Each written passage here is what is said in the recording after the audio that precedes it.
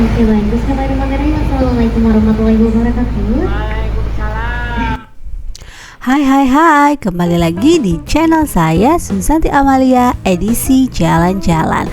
Nah, kali ini kita akan jalan-jalan di salah satu kota yang asik, yaitu kota Tasik. Di Susanti Jalan-Jalan semua bisa liburan. Jangan lupa subscribe dan nyalakan notifikasinya ya. Oke teman-teman semuanya, kita akan jalan-jalan nih di kota Tasikmalaya dengan menggunakan Ngulisik ya. Nah, untuk ke Ngulisik ini kita bisa mengaksesnya itu kalau teman-teman dari stasiun Tasikmalaya, teman-teman bisa cari arah ke Asia Plaza yang jaraknya itu hanya 4 km dari stasiun ya. Kalau naik transportasi online itu cuman 11 ribuan. Ya 11 sampai 20 ribuan gitu teman-teman. Jadi tempatnya juga dekat dari stasiun. Teman-teman bisa searching aja, cari ke Asia Plaza Tasikmalaya.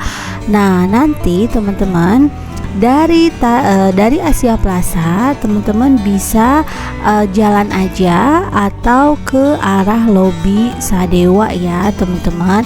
Nah, ini adalah perjalanan dari stasiun Tasikmalaya ke Asia Plaza. Nah, teman-teman bisa lihat di sini ya untuk estimasi harga menggunakan transportasi online. Jaraknya juga dekat, jadi cukup murah juga bagi teman-teman yang ingin mencoba Ngulisik ini ya. Nah, di sini kita udah sampai di Asia Plaza. Nah, dari halte Lobi Sadewa kita tinggal jalan kaki aja nih teman-teman. Di sana itu ada booth yang menyediakan karcis untuk naik Ngulisik ini ya. Jadi itu boothnya udah kelihatan ya teman-teman. Yuk kita coba jalan-jalan di kota Tasikmalaya dengan menggunakan Ngulisik. Nah, apa sih Ngulisik? Ngulisik itu singkatan dari Ngurilingan Kota Tasikmalaya gitu. Nah, di sini Ngulisik ini itu buka setiap hari ya teman-teman. Kalau jadwalnya itu ada jadwalnya, jadi teman-teman bisa lihat. Nah, di sini ada dari Senin sampai Kamis, Jumat dan Sabtu Minggu. Jadi sebenarnya itu setiap hari buka gitu. Nah, untuk harganya itu berbeda ya. Kalau weekdays itu 10.000, kalau weekend itu 15.000. Jadi harga weekend lebih mahal sedikit dibanding dengan weekdays. Oke, nah kita coba naik transportasi Ngulisik ini ya. Nah, di sini tuh kita akan dapat edukasi sejarah, pengalaman perjalanan, dan juga ternyata kita bisa karaokean ya teman-teman di bis Ngulisik ini. Nah, kita udah bayar tuh tiketnya, kita tunggu aja bisnya datang. Oke, ini bisnya udah datang nih teman-teman. Bisnya bagus banget ya, masih bersih, rapi, karena ini mungkin baru juga di kota Tasik. Jadi kita akan coba untuk explore nih si Ngulisik ini. Yuk kita masuk aja ke bis Ngulisik ini. Nah, saat itu saya mencoba karena waktu malam hari jadi kosong ya, nggak apa-apa. Justru malam hari itu suasana itu senyap, tapi bagus juga melihat lampu-lampu nanti di jalanan yang indah berwarna-warni gitu. Nah, di sini saya sudah siap untuk berangkat jalan-jalan di kota Tasikmalaya menggunakan Ngulisik ini. Alright teman-teman, kita mau start jalan-jalan nih. Nah, sambil perjalanan di sini kita dipandu atau di-guide oleh panitianya ya. Ada satu orang sebagai guide-nya yang menjelaskan sejarah tentang kota Tasikmalaya ini dan juga tempat-tempat yang populer di Tasikmalaya ini. Nah, kita mulai ini dari Asia Plaza ya teman-teman. Asia Plaza ini juga merupakan salah satu mall yang terbesar di daerah Tasikmalaya. Nah, jadi di sini juga teman-teman, selain teman-teman bisa berbelanja di Asia Plaza, teman-teman juga bisa berjalan-jalan melihat kota Tasik dengan menggunakan Ngulisik ini ya teman-teman. Oke, kita mau keluar nih dari Asia Plaza. Kita akan mulai perjalanan mengelilingi kota Tasikmalaya. Nah, teman-teman juga mungkin udah pernah nih ke Tasikmalaya, tapi belum pernah coba ngulisik. Nah, ngulisik ini salah satu yang wajib teman-teman coba ya, kalau teman-teman ingin melihat atau mengelilingi kota Tasikmalaya tanpa harus capek-capek dan dijelaskan pula oleh tour guide-nya gitu, teman-teman. Oke, kita udah mulai nih teman-teman perjalanan kita ya, dengan dipandu oleh tour guide-nya. Kita dijelaskan bahwa di kota Tasikmalaya ini ternyata adalah kota yang bersejarah nih teman-teman. Nah, perlu teman-teman ketahui bahwa Tasikmalaya ini pernah dijuluki sebagai Delhi Van Java ya. Jadi di sini itu terletaknya itu Tasikmalaya itu kan letaknya di wilayah Tenggara ya, Jawa Barat. Jadi terdiri dari kabupaten dan kota seluas 2.708,81 km persegi. Nah, berbatasan langsung dengan Majalengka dan Ciamis. Dulu Tasikmalaya ini dikenal dengan julukan Mutiara dari Priangan Timur dan juga dikenal sebagai Delhi Van Java. Nah, julukan itu disematkan karena kontur sebagian wilayah Tasikmalaya merupakan daerah perbukitan, terutama di daerah timur mirip Delhi, India gitu. Jadi kenapa disebut Delhi Van Java? Jadi karena banyak bukit-bukit ya, jadi seperti di India. Wilayah ini juga dilalui oleh rantai gunung berapi di Pulau Jawa. Nah, karena kondisi geografi tersebut, kota itu secara alami memiliki tanah yang kaya dan subur, serta memberikan kelimpahan sumber daya air. Nah, selain itu nih, saya akan bagikan teman-teman 6 fakta yang mewakili kota Tasikmalaya. Yang pertama adalah kota Tasikmalaya itu adalah disebut kota santri ya. Kenapa disebut kota santri? Karena pada tahun sebelum 1980-an itu banyak pondok pesantren itu berdiri hampir di semua sudut kota ini. Bahkan ada tokoh pejuang nasional lahir di pesantren di Tasikmalaya, yaitu Zainal Mustafa. Makanya di Tasik itu ada jalan khusus yang dinamai oleh Hazet ya, atau Haji Zainal Mustafa gitu ya di situ gitu. Lalu di sini juga Tasikmalaya itu tercatat sebagai salah satu kota santri yang memiliki jumlah pondok pesantren terbanyak di Indonesia pada tahun 2019 ya. Jadi ada sekitar 13.018 pesantren yang ada di Kabupaten Tasikmalaya dan 206 pesantren yang ada di kota Tasikmalaya. Wow, jadi memang disebut dengan kota santri ya teman-teman. Nah, fakta yang selanjutnya yaitu Tasikmalaya itu berkali-kali ganti nama. Nah, sebelum menjadi Kabupaten Tasikmalaya seperti sekarang ini, daerah ini terbentuk dulu itu Kabuyutan. Nah, tempat keagamaan pada masa pengaruh kebudayaan umat Hindu. Namanya Kabuyutan Galunggung yang berdiri pada tahun 1111 Masehi. Lalu berubah menjadi sebuah kerajaan yang dibuktikan lewat penemuan prasasti Geger Hanjuang. Nah, lalu berubah menjadi Galunggung. Nah, setelah Galunggung berubah lagi menjadi Sukakerta yang beribu kota di Rumantak. Nah, dulu ya. Nah, setelah itu berubah lagi nih. Nah, menjadi karena wilayah ini merupakan salah satu daerah bawahan dari kerajaan Sunda. Nah, Sunda Pajajaran yang berpusat di Pakuan. Setelah perjalanan sekian lama, pada 26 Juli 1632, Sultan Agung mengangkat Umbul Sukakerta yakni Ki Wirawangsa menjadi Mantri Agung Bupati Sukapura.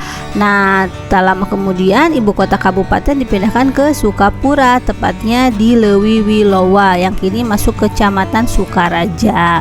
Nah, Pada tahun 1913, pemerintah Hindia Belanda mengukuhkan Tasikmalaya menjadi kabupaten menggantikan Sukapura.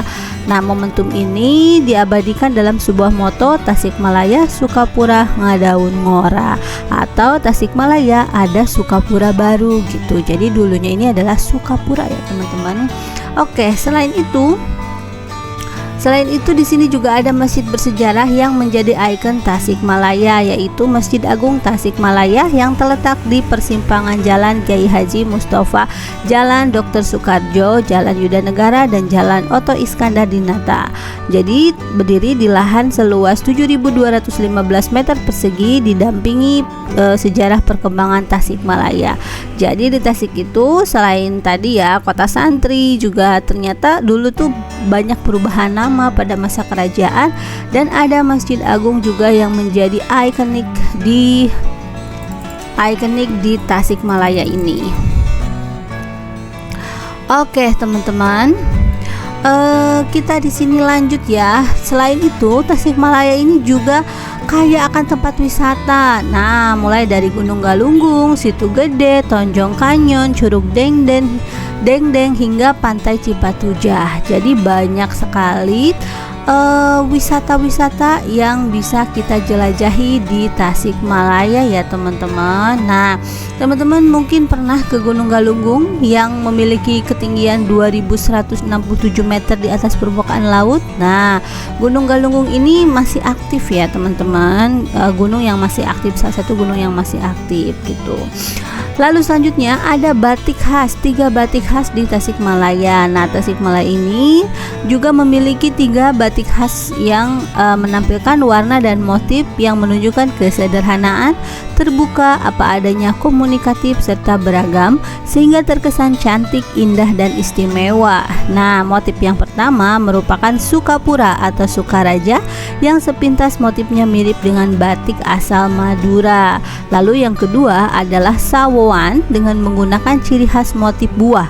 Warna yang digunakan warna-warna indigo dan terdapat bercak-bercak putih pada motif batik Sawoan ini. Yang ketiga adalah batik Tasikan. Ya, batik Tasikan ini menggunakan komposisi warna yang lebih cerah dan karya warna. Jadi banyak sekali ya. Jadi selain banyaknya wisata, di sini juga Tasikmalaya terkenal dengan 3 batik khas yang dimilikinya. Nah, dan yang paling penting adalah di sini tuh ada kuliner tradisional Tasikmalaya, yaitu TO atau nasi tutung oncom. Nah, nasi TO ini terkenal banget, adalah khas Tasikmalaya ya. Nasi TO ini bagi teman-teman yang belum tahu adalah nasi putih, oncom, bawang merah, bawang putih, kencur, cabai rawit, kemangi, garam, dan gula serta tambahan lauk pelengkap. Nah, dalam bahasa Sunda tutuk berarti menumbuk. Jadi si bahan-bahan tersebut ditumbuk dulu lalu dicampur dengan nasinya gitu. Nah, jadi kalau bagi teman-teman yang belum coba, itu enak banget, teman-teman bisa mencobanya. Nasi TO di Tasikmalaya gitu. Ada juga kolontong. Kolontong itu camilan khas Tasikmalaya yang terbuat dari beras ketan yang diolah sedemikian rupa dicampur dengan bumbu khusus sehingga menghasilkan sajian makanan ringan yang gurih. Nah, kolontong ini dibuat seperti ketika membuat opak teman-teman. Nah, setelah menjadi opak, kolontong harus diproses kembali, yaitu melalui proses pemanasan. Oke teman-teman, nah kita udah jalan-jalan nih. Sekarang kita lagi di Jalan Hajat nih. Setelah tadi saya jelaskan beberapa fakta menarik tentang Tasikmalaya, mulai dari tadi ya perpindahan nama, tempat wisata, dan juga banyak hal lain, yaitu banyak hal lagi, terutama makanannya yang khas dari Tasikmalaya teman-teman. Nah, ini Tasikmalaya pada suasana malam hari. Kita berada di Jalan HZ ya teman-teman. Nah, karena ini pada malam hari, jadi toko-tokonya sudah pada tutup. Jadi teman-teman kalau ingin melihat pada saat buka toko-tokonya teman-teman bisa menjelajahi Ngulisik ini pada waktu sore hari. Nah, tapi teman-teman perjalanannya nih kalau pakai Ngulisik ini sekitar 30 menitan kalau lancar seperti yang saya lakukan ini. Kalau misalkan pada siang hari atau sore hari itu kan biasanya macet ya, jadi bisa sampai 45 menitan dari mulai start sampai akhir lagi di tempat di Asia Plaza ya teman-teman. Jadi teman-teman tinggal pilih aja mau cepat atau melihat suasana tapi agak lambat sedikit ya di perjalanannya. Oke teman-teman semuanya, itu adalah sekilas tentang perjalanan saya menggunakan Ngulisik di Kota Tasik ya. Semoga teman-teman di sini juga dapat terinspirasi untuk jalan-jalan hemat. Nah, menggunakan salah satu transportasi yang disediakan oleh pemerintah. Nah, teman-teman bisa menggunakan Ngulisik ini ya. Kita udah sampai di Asia Plaza lagi untuk masuk lagi, dan kita berhenti dan mulai itu